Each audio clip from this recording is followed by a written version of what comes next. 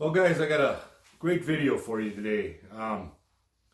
It's going to be a good year this year. 2021 is going to be awesome.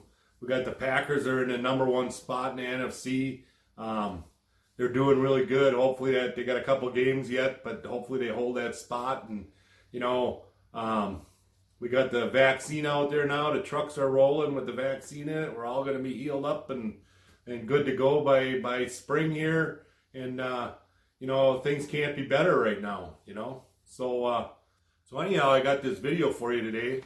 So when I'm on Facebook and I'm in my groups, a lot of guys ask, what do you think the score is of this deer, So I came up with a way that I can measure the deer off of my videos, off my game cameras. So it took me a little while to come up with this. I mean, I had to find the right app and everything, but it works pretty good. I think it's going to give you a score. There's a couple of fudge factors in there. It's going to give you a score that's probably a little less than what the deer actually is. So when you actually go out and shoot this deer, you're going to be happy when you score it. It's going to, you're going to be real happy with what your results are. So I'm going to take you over here on my little 10-pointer that I shot 20 years ago, and we're going to do a couple show you how they actually measure a horn, and then after that we're going to get back to the computer here, and I'm going to show you how to do it on the computer here. And so let's get started.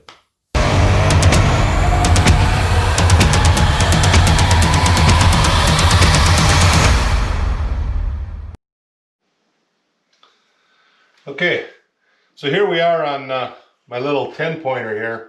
The reason I had this one mounted is because this was the first big deer I shot, and you never know when you're going to shoot another one. So that's why this one's hanging here.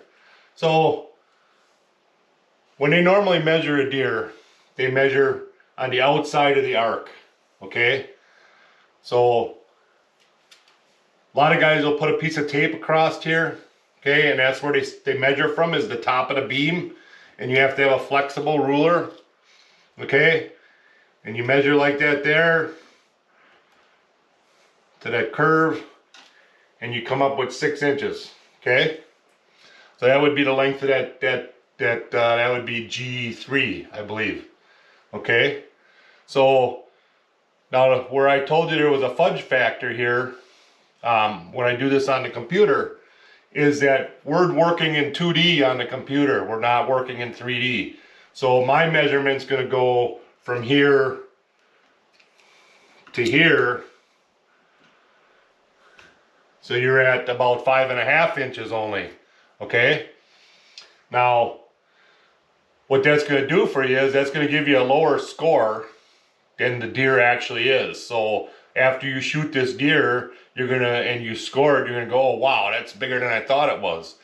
But it's gonna get you close. I mean, it's gonna get you pretty close to what your deer score is, using it on the computer. So the one that's the hardest one to measure is gonna be the main beam, okay?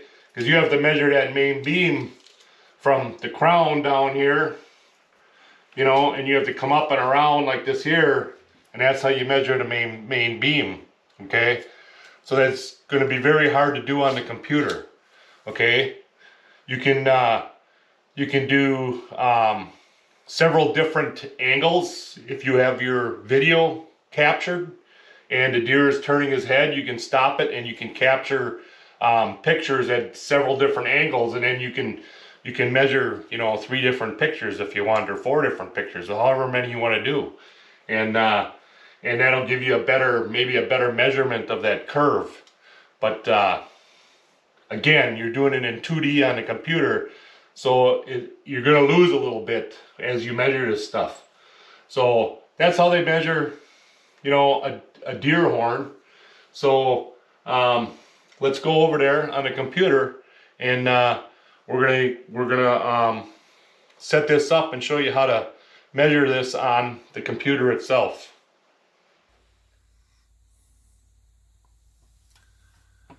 Okay, so the first thing I want to show you here on the computer is I bring up my video. This video comes up in just the Windows video thing, video editor, video whatever it's called. It just, if you double click on your image, it just pops up automatically in this format. So in here, down in the lower right corner, which you can't see here, there's an edit button. You hit that edit button, and then it brings you to this screen right here. Okay, so on this screen, I can take this and I can move this. Okay, and I can pick wherever I want to stop it. All right, and then I can do save a photo up here in the right hand corner, and it'll save this photo, and it saves it into the same directory that this video came out of. So you have to kind of pay attention where you're getting stuff from, and because it doesn't ask you where to save it, it just saves it, you know. Okay, once you have your picture saved, then we're going to open this up in this app called ImageMeter. Okay, now this app is a phone app, and the only way I could get this app to come up on my computer is to load this other program called BlueStacks. Okay, now there may be another way to do this. I don't know. I'm not a computer geek, but I had to load BlueStacks, and then once I have BlueStacks, then I can go to the Google Play Store and I can bring in regular phone apps and get them to work on my computer. Otherwise, I can't find this app if I do it through my computer. So anyhow,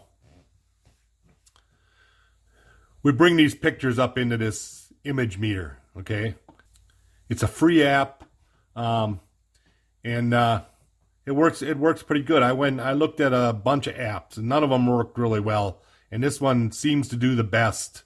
Now the image itself is a little fuzzy, just because I cropped it and I brought it up so it was a little bigger.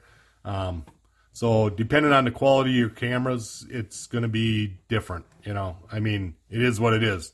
Okay, so the first thing we have to do when we come into this software here, into this app, is we have to give it a reference, because right now it doesn't know what to measure anything at. Okay, so over here in the left corner is this little plus sign, and we're going to do a reference scale. And what I know from 30 some years ago, I used to do a little bit of taxidermy myself. One of the dimensions that you had to give to order your model up for the deer, to get the right size model for your deer, was from the corner of the eye to the nose. And depending on the size of the deer, this is where the fudge factor comes in. Depending on the size of the deer, this could be 7 1/4, it could be 7 1/2, you know, whatever. The older the deer, the longer the nose gets. And you see that on the does. When does are out in the field, you get an older doe, they get that real long, narrow nose compared to the younger year-old does or whatever. You know, you can definitely tell there's a difference there. So that's where the number comes in. So really, that's the only number I can measure on this deer that I know is going to be similar from one deer to the other. And so we're just going to snap it here from here down to the nose here. And then it asks me what I want it to be. So I'm going to tell it 7 1/2 inches. All right, and go okay. Now the other reference that I did on the other picture already, so that it saves some time, is I referenced this first point here.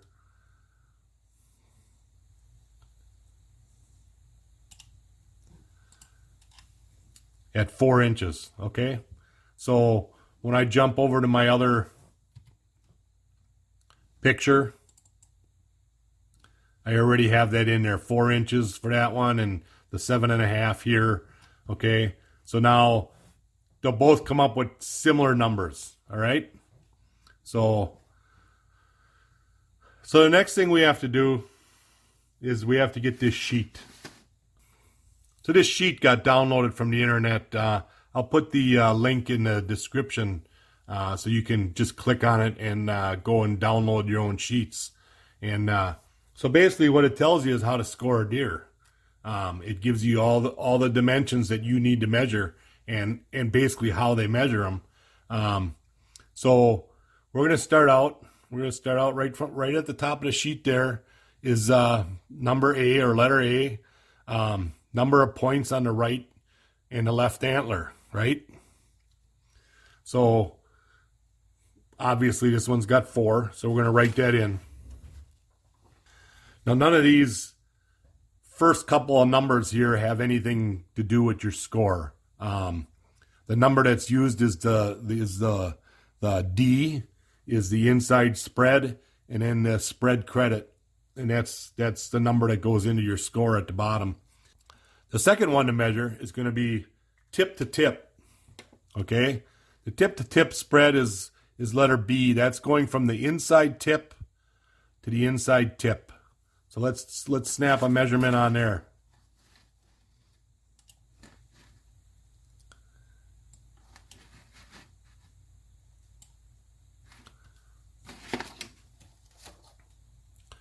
Okay, so now when you measure a deer's antlers, you're supposed to be measuring in eighths. Everything is in an eighth. Okay, so we're just going to round that off to 20 inches for this example. You can be as critical as you want or as exact as you want, but for this video, we're just going to fly through this here and try and make it as good as possible. So the next one is C. C is going to be the greatest spread. So that's going to be from the outside to the outside of the rack. So we're going to get rid of this one. Sometimes if you have two dimensions too close to each other, it likes to click on the other or grab the other dimension. So we're just going to go from there and over to there. So that's 24.9. So we'll just round that off to 25 inches. Makes the math easier.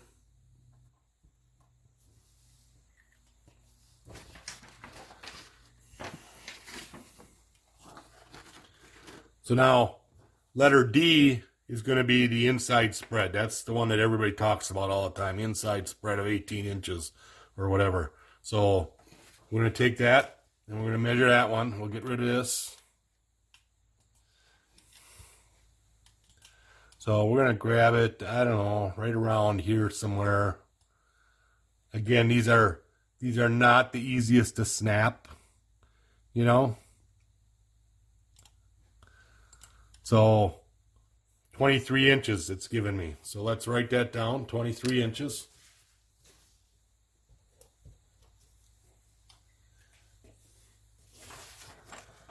So now your spread credit is your next one. The spread credit has to do with the length of the main beam. So it says may equal but not exceed the longer main beam. So if your inside spread is only 15 inches, okay, that would be the number that you put in there. But we have to measure the main beam and see how long the main beam is. So you can't enter a number bigger than the length of the main beam.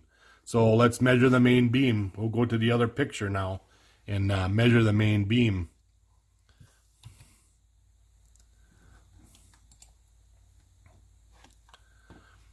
So here's where it gets tough. It's trying to measure this curve. You're supposed to measure all along here and around the outside and then up. That's the main beam measurement. So it's kind of hard to do on a 2D model like this. But we're gonna snap it here. We're gonna go here, and we're gonna come out to here. Okay. Then we'll do another one from that point. Whoops.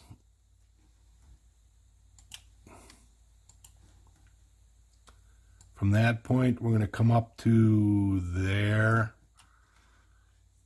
Then we'll do another one from that point out to the tip. Okay, so we're going to add those up. So that comes up to about 17 3/8. So that's the number we're going to put in for this spread credit right here. 17 3/8, and we're also going to put it in to the length of the main beam. So now, to make things go quicker for the video, I'm just gonna take that same number and use it for the other side. Otherwise, I'd have to get some other pictures in here and whatever to try and get a better look at that other beam and try and measure that one. So just for the sake of this video, I'm just going to copy it over, and it's just going to give us a rough score at the end so that you can see what this deer actually scores. So we'll get rid of a couple of these here.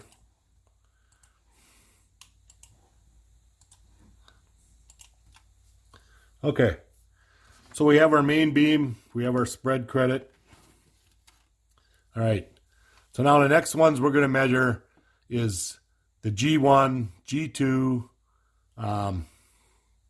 G1 is your first point, G2, G3, G4, and so on.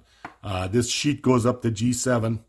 That's one heck of a deer if you got 7 14 pointer. That's be a nice deer. So anyhow, we have that first one there already, 4 inches. So we're going to write that one in. Then we're going to measure the other side there. So that side, we're going to go here.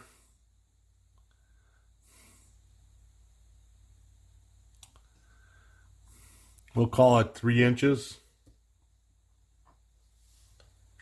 All right. So now we have to do the G2.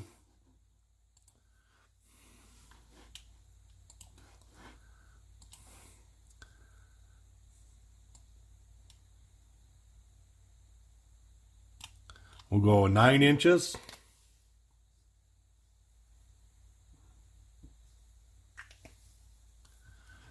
And we'll go over here on the other side, and we'll go from right about there,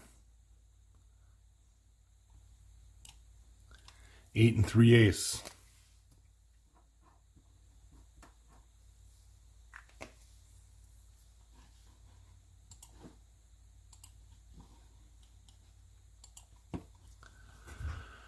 Okay, so then we got our G3s.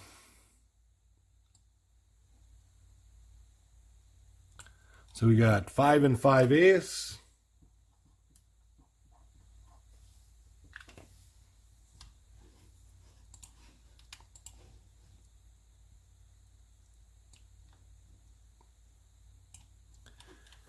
And 6 3/8 will go.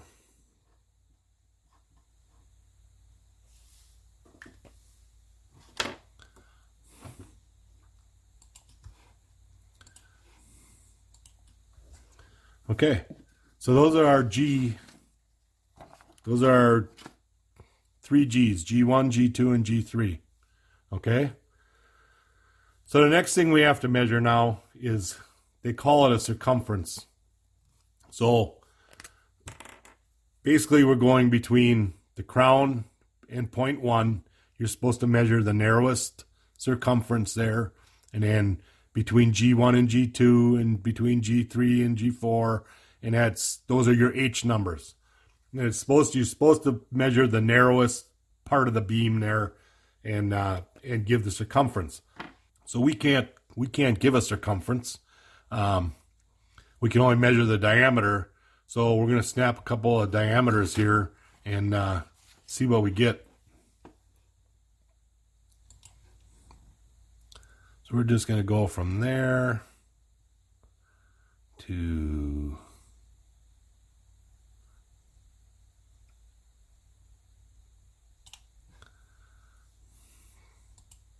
so that's telling me the diameter is 1.4, so that would be a radius. That would be a radius of 0.7, correct? And to figure out a circumference, it's 2 times pi times radius.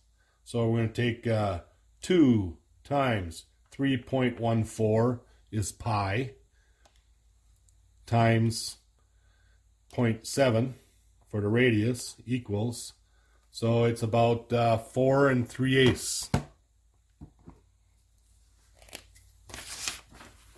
So that's going to be our H1. And seeing we can't really measure the other side, we're just going to, again, I'm just going to copy that over. It'll give us a rough score just for this video. So H2. H2 is going to be right in here somewhere. Okay. So I'm going to snap a diameter there. So that's looking like 1 inch. So that would be 0.5. So we do the same calculation again. Comes out to about 3 1/8. So now we need an H3 is right in here.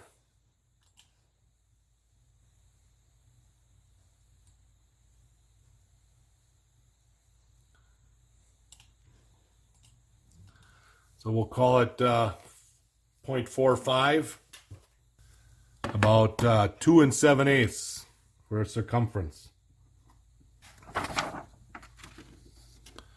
So pretty much we have everything measured now, okay? On here they have a letter E, which is if you have any little points coming off the side of another point, is the E, and that C's abnormal, what they consider an abnormal point. Okay, so those have to be, I believe it's 1 inch long, and I ain't sure where that comes into the measurement.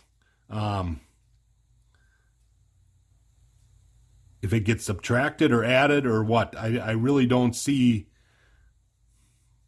I really don't see where it adds in. They have this highlighted here, you know, for the numbers, the total lengths of your abnormal points. So I'm assuming that just adds into your score and makes it a little bit bigger. So I'm really not certain on that one, that exact point. There are instructions that come with this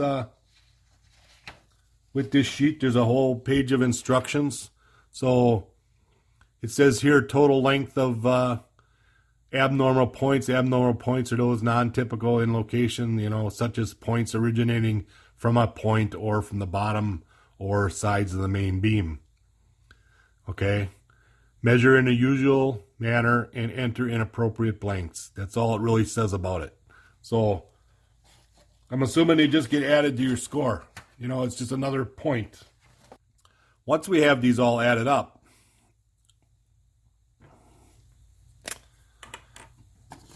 there's a third column over here, which is the difference, okay? So the difference is going to be one subtracted from the other. So let's calculate those in quick. Okay, so once we have those all calculated out, now we have to total. Down here on the bottom, we have to total all 3 columns. All right, so we added them up. We got 46 3/8, 45 1/8, and then a difference of 3. Okay, so now we have to move all these numbers over here to our columns here. We have the spread credit, column 1, column 2, our subtotal, and then you subtract column 3. Okay, and that'll give us our final score. All right, so we added those up.